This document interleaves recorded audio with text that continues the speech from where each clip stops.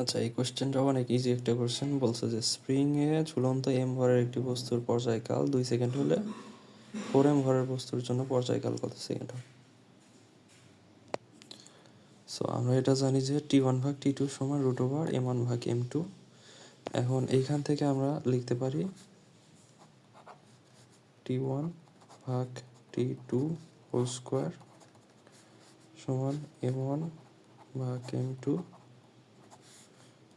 এখন এখানে আমাদের বলছে কিছু এম ভরের বস্তু, তাহলে m1 এর মান m ভরের বস্তু, আর m2 এর মান দেওয়া আছে 4m, আর এইখানে T1 এর মান দেওয়া আছে 2 সেকেন্ড 2, আর T2 এর মান আমরা বের করব এখানে হোল স্কোয়ার, বা এখন 2/T2 ইকুয়ালস টু mm কাটা 1/4 1/2 2 to 4, অতএব T2 ইকুয়ালস টু 2 দুগুণে 4